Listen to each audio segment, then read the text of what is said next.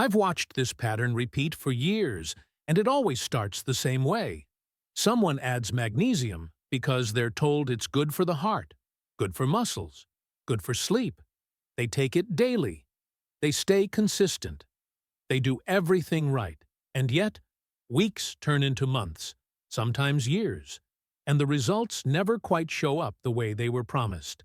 That's when confusion quietly sets in. You're still dealing with cramps. Sleep doesn't feel deeper. Energy comes and goes without warning.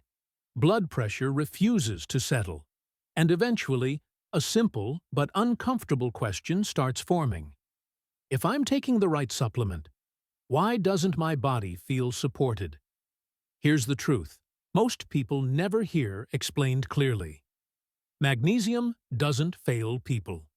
The wrong form does, and once you reach this stage of life, absorption changes, medications matter more, and certain magnesium types stop acting like support and start acting like background noise, or worse, interference. I've seen people stay on the same bottle for years simply because it's familiar. It's popular. A doctor mentioned it once in passing. No one ever explained that some forms barely absorb, some are never meant for daily use long-term, and some quietly collide with medications instead of helping the body do its job. So the supplement gets the benefit of the doubt. Symptoms get blamed on aging, and the cycle keeps repeating. Today, we're breaking that cycle. I'll walk you through 4 magnesium types that should no longer be part of a daily routine for most people at this point, and explain why they quietly fail. Then I'll show you 4 better options that actually work with your physiology, without hype and without selling anything. Let's start with the magnesium type almost everyone recognizes, and why it's usually the first one that needs to go. Number 4. Magnesium oxide. This is usually the first magnesium people ever buy. It's everywhere: pharmacies, grocery stores, big retail chains.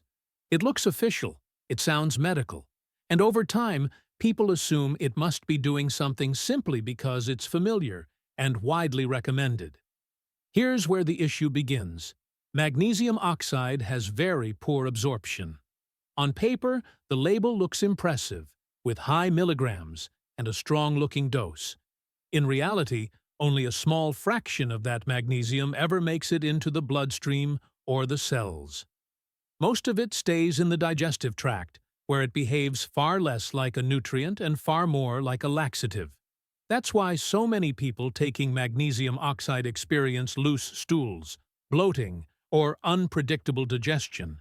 And it's also why the benefits they're hoping for never fully show up. Muscles don't relax the way they should. Sleep stays light.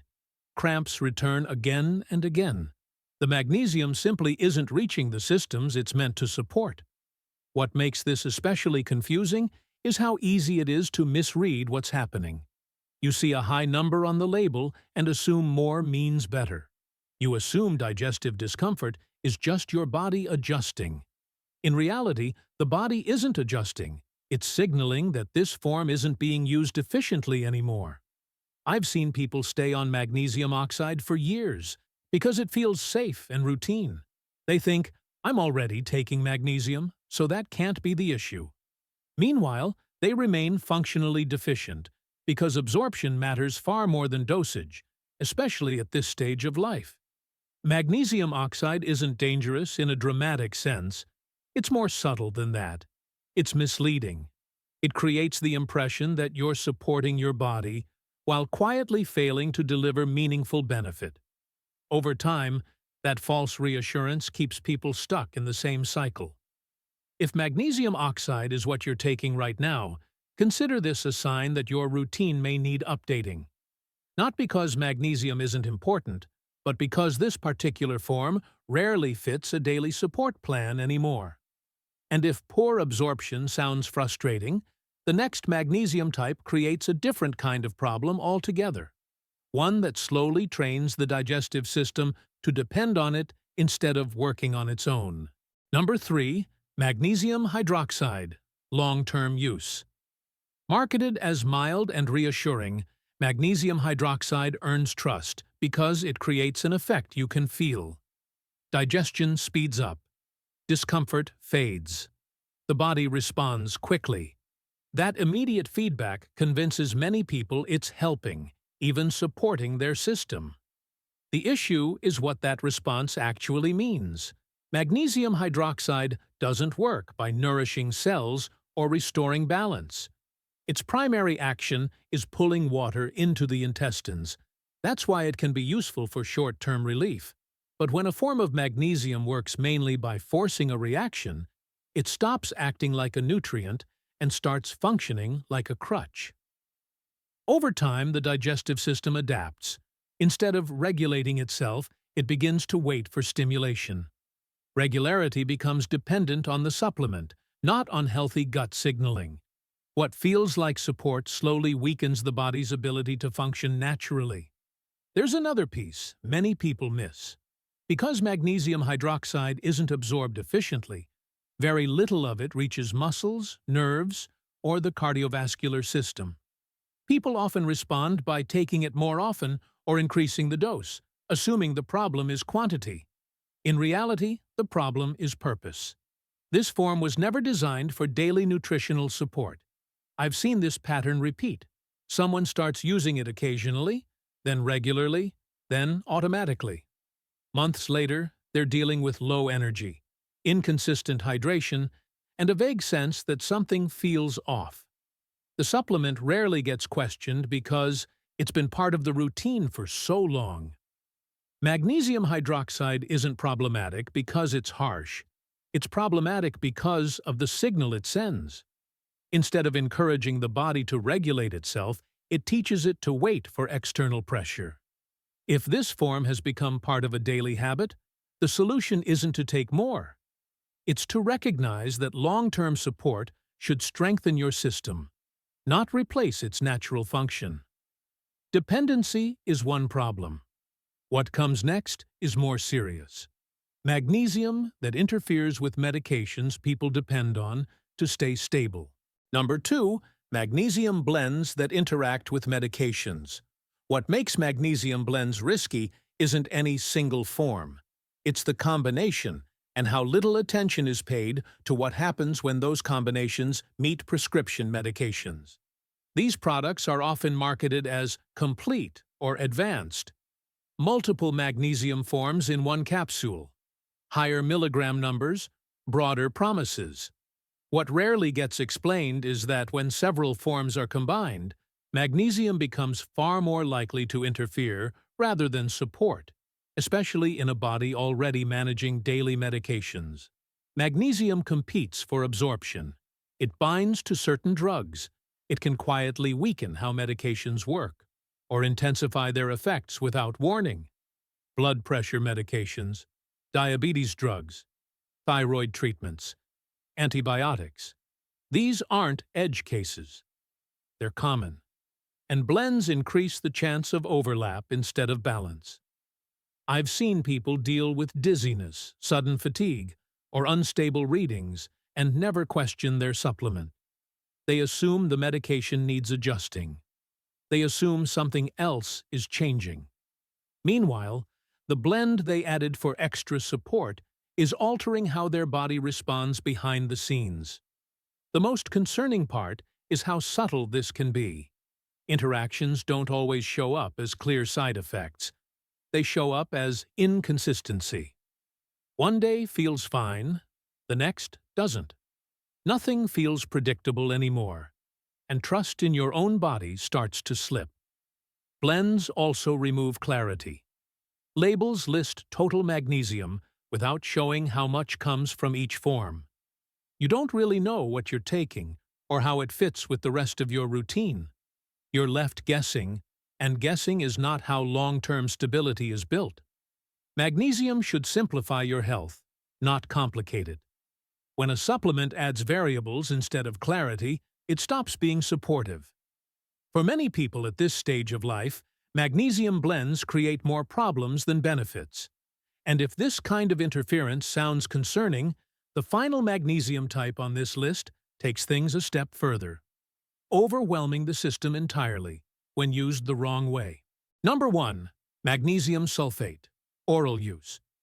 This form often finds its way into people's routines through advice that sounds practical and harmless. Someone says it works fast. Someone else says it cleans things out. And because it's still magnesium, it gets treated like just another supplement. That assumption is where problems begin. Magnesium sulfate acts fast and forcefully. It doesn't ease the body toward balance. It pushes. Blood pressure can drop suddenly. Fluid shifts happen quickly. The nervous system feels the impact before the body has time to adjust. What feels like effectiveness is often the body reacting to overload. What gets lost here is context. Magnesium sulfate exists in medical settings for a reason. When it's used, dosage is controlled. Timing matters. Patients are monitored. Taken orally as a casual supplement, none of those safeguards exist. The body is left to absorb a surge it never asked for. Early signals are easy to dismiss. Lightheadedness, sudden weakness, a brief sense of instability that comes and goes. These moments are often blamed on hydration, stress, or age. Meanwhile, the system is being pushed harder than it can comfortably manage. This form doesn't respect pacing. It delivers everything at once and expects the body to cope. Noticeable effects may follow, but noticeable isn't the same as supportive. Speed without control turns a nutrient into a stressor. If there's one magnesium form that clearly doesn't belong in a daily routine, this is it. Not because magnesium is harmful, but because this delivery method overwhelms systems that are already working harder than they used to. And if hearing all of this feels heavy, that's understandable. Being told what to avoid can leave you wondering whether magnesium is worth the effort at all. The good news is, it is. When the form matches how your body works now. So let's shift focus. Let's talk about the magnesium options that support calm, consistency, and long-term stability. These are the forms designed to work with your system, not against it. Number 4. Magnesium L-threonate. Magnesium L-threonate was created with a very specific purpose. It wasn't designed to support muscles, digestion, or overall mineral balance. Its role is narrow and intentional, delivering magnesium to the brain. That focus is what makes it useful, and also what limits it. This form is known for crossing into brain tissue more efficiently than most others. For people dealing with mental fog, mild memory lapses, or difficulty staying mentally sharp, that can be helpful. When cognitive clarity is the main concern, magnesium L-threonate can offer gentle support. Where expectations often go wrong is assuming that brain support equals full-body support. It doesn't. This form provides relatively small amounts of elemental magnesium, and most of its effect stays centered on neurological function. Muscles, bones, and cardiovascular support remain minimal. I've seen people switch to this form hoping it would ease cramps, improve sleep, or restore overall strength, only to feel underwhelmed weeks later. Not because it failed, but because it was never meant to do those things. The disappointment comes from a mismatch, not a flaw. Magnesium L-threonate isn't a bad option. It's a specialized one. Think of it as a tool, not a foundation. Used intentionally, it can help sharpen mental clarity. Used alone as a daily base, it often leaves important gaps. For most people, daily magnesium should support the entire system, not just one area. That's why this form sits lower on the list. It has a role, but it isn't the backbone of a long-term routine. And if full-body support is what you're really looking for, the next option shifts focus toward something many people quietly struggle with: steady energy and physical resilience. Number 3. Magnesium malate. Low energy is often dismissed too quickly. Feeling worn down, sore, or slower than usual gets blamed on time instead of asking whether the body is being supported at the cellular level. Magnesium malate approaches this differently. By pairing magnesium with malic acid, a compound involved in energy production. It supports how muscles generate and sustain energy throughout the day. There's no forced reaction and no sudden surge. The support is steady, not dramatic. What people usually notice isn't a burst of energy, but consistency. Fewer crashes, less muscle heaviness, a better ability to stay active without feeling depleted afterward. Daily movement feels easier, not because the body is being pushed, but because it's being fueled more efficiently. This form is also easier to live with. Magnesium malate tends to absorb well and is less likely to upset digestion, which makes regular use more realistic. Support only works when it's tolerable, and malate usually fits into a routine without creating friction. Where expectations need to stay grounded is scope. Magnesium malate supports physical energy and muscle resilience, but it isn't meant to deeply calm the nervous system or regulate heart rhythm. When used for what it does best, it delivers practical, reliable benefits. I think of magnesium malate as quietly supportive. It doesn't announce itself. It works in the background, helping the body meet daily demands with less strain. For people dealing with ongoing fatigue or muscle discomfort, this form can be a meaningful step forward. And while it's a strong option, it isn't the foundation for everyone. The next magnesium type earns that role by working gently, predictably, and across the widest range of needs. Number 2, magnesium glycinate/bisglycinate. When people ask which magnesium form works for the widest range of needs, this is usually where the answer settles. Not because it's flashy or dramatic, but because it does something far more important. It works consistently. Magnesium glycinate and bisglycinate are bound to glycine, an amino acid the body already recognizes and uses easily. That bond allows magnesium to move through the digestive system gently, without irritation, and helps more of it actually reach the bloodstream where it's needed. What people usually notice with this form is balance.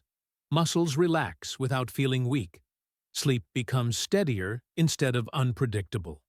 Nervous tension softens without sedation. There are no sharp swings or sudden reactions, just a sense that things are working more smoothly. This form also fits well into real life. Many people are already managing full routines, sometimes alongside medications. Magnesium glycinate tends to stay out of the way.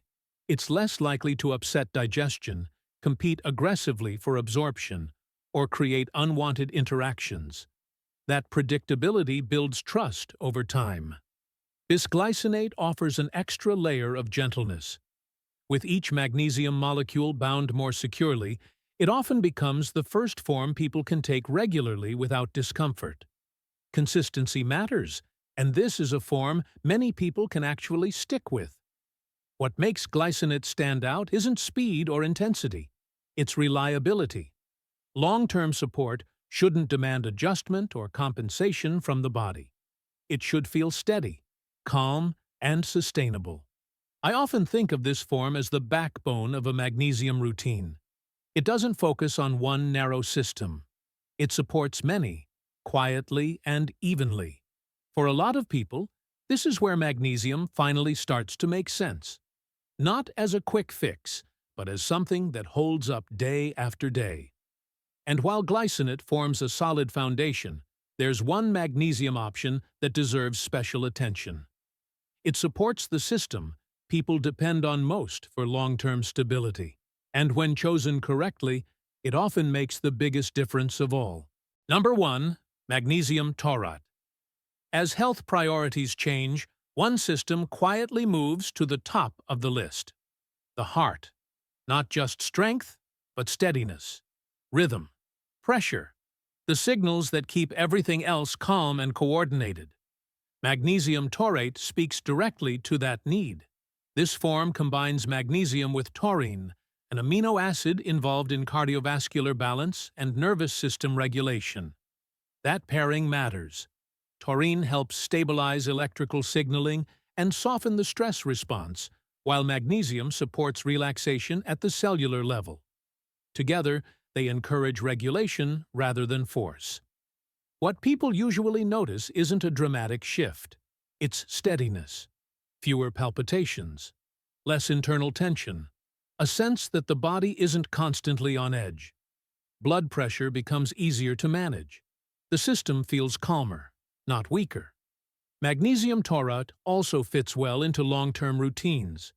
It absorbs efficiently, tends to be gentle on digestion, and usually coexists peacefully with other nutrients and medications. That reliability makes it easier to trust day after day, which is exactly what foundational support should feel like. Many people assume stronger supplements create better results. Magnesium taurate works differently. It doesn't push the body to react. It supports the signals that help the body stay balanced under pressure. This form isn't about chasing quick changes. It's about maintaining stability. And for many people, that stability becomes the difference between managing health and actually feeling supported by the choices they make every day. If there's one thing I want to be clear about after everything we've covered, it's this.